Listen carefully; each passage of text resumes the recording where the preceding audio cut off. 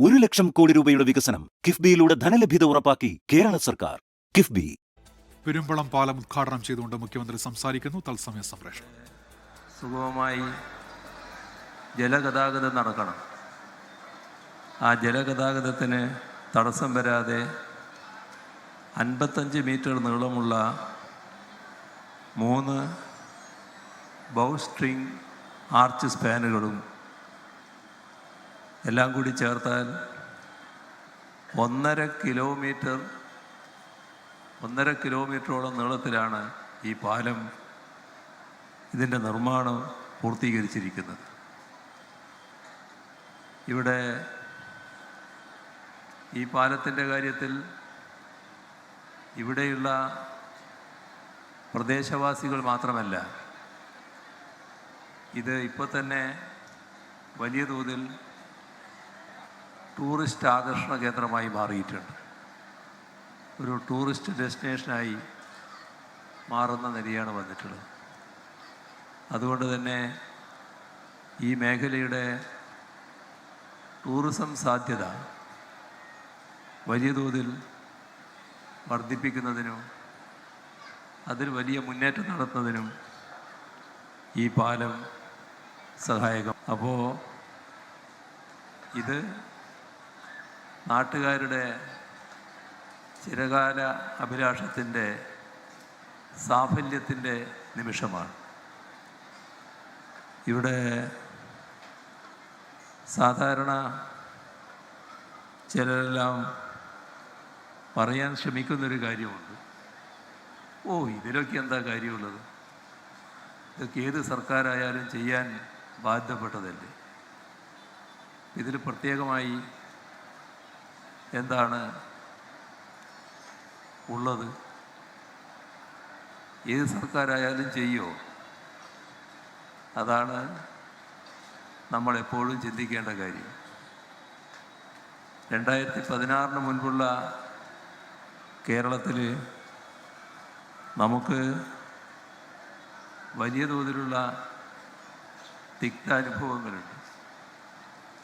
ഈ നാടിൻ്റെ പ്രധാനപ്പെട്ട വികസന പദ്ധതികളെല്ലാം സ്തംഭിച്ചു പോയൊരു കാലം. നാടിന് ഒരു മാറ്റവും ഉണ്ടാകില്ല.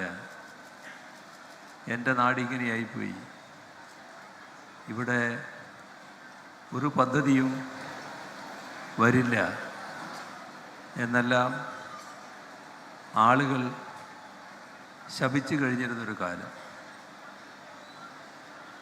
അതിൻ്റെ തുടർച്ചയായാണ് 2016 LDF സർക്കാർ അധികാരത്തിൽ വരുന്നത്.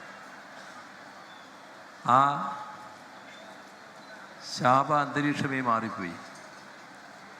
കടുത്ത നിരാശയിൽ കഴിഞ്ഞിരുന്ന ആളുകൾ പൊതുവെ നല്ല പ്രത്യാശയിലായി.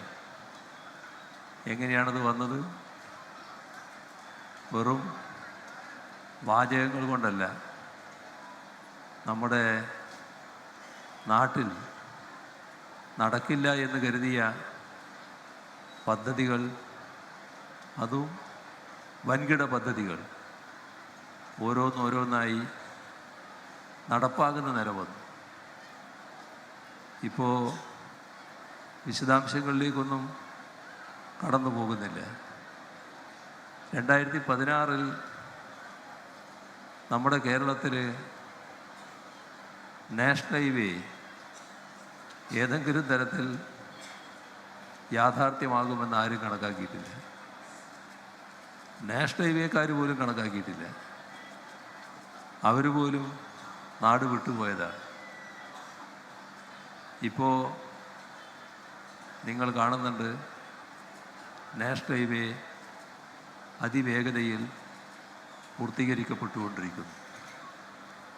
ഈ വരുന്ന അടുത്ത ഏതാനും ദിവസങ്ങൾക്കുള്ളിൽ പ്രധാനമന്ത്രി ഈ നാഷണൽ ഹൈവേയുടെ പൂർത്തിയായ ഭാഗങ്ങൾ നാടിന് സമർപ്പിക്കുമെന്നാണ് കേന്ദ്ര മന്ത്രി ഗഡ്കരി അറിയിച്ചിരിക്കുന്നത്. ഇത് എന്തുകൊണ്ടാണ് യാഥാർത്ഥ്യമായത്? ആ അന്തരീക്ഷം മാറിയതുകൊണ്ട്. വികസന പദ്ധതികൾ നാടിനാവശ്യമാണ്, ജനങ്ങൾക്ക് ഒഴിച്ചുകൂടാത്തതാണ്. ആ ഒരു പ്രതിബദ്ധത നാടിനോടും ജനങ്ങളോടും ഉണ്ടാവുക എന്നതാണ് ഏറ്റവും പ്രധാനം. അത് ഇപ്പോൾ 10 വർഷമായി കേരളത്തിൽ ഭരണത്തിന് നേതൃത്വം കൊടുക്കുന്ന LDFന് വേണ്ടതിലധികമുണ്ട്. അതുകൊണ്ടാണ് ഈ പറയുന്ന ഓരോ പദ്ധതിയും പ്രാവർത്തികമായത്.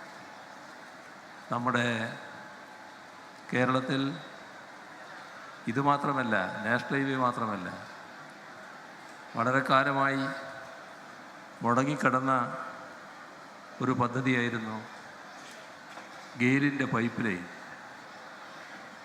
അവരും നാട് വിട്ടതായിരുന്നു.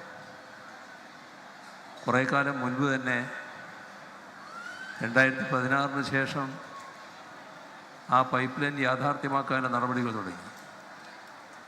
ഇപ്പോൾ എത്രയോ വർഷമായി ഗ്യാസ് ആ പൈപ്പിലൂടെ പ്രവഹിച്ചുകൊണ്ടിരിക്കുകയാണ്.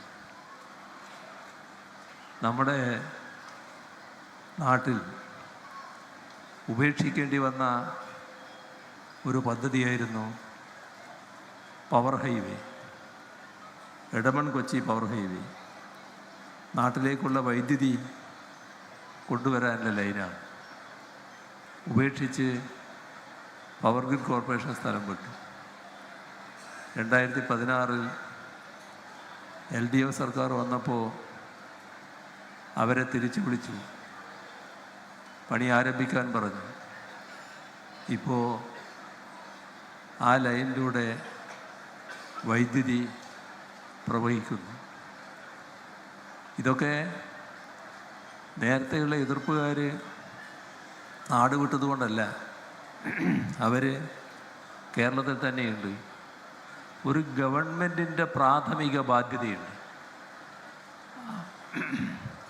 ആ ബാധ്യത നമ്മുടെ പദ്ധതികൾ നടപ്പാക്കലാണ്. ലോകത്തെവിടെയായാലും ഏത് സമയത്തും 24 വാർത്തകളും ഓഗ്മെന്റഡ് റിയാലിറ്റി പാക്കേജുകളും എക്സ്പ്ലെയിനറുകളും വിശദമായി കാണാൻ ഞങ്ങളുടെ യൂട്യൂബ് ചാനൽ നിങ്ങൾക്ക് സബ്സ്ക്രൈബ് ചെയ്യാം.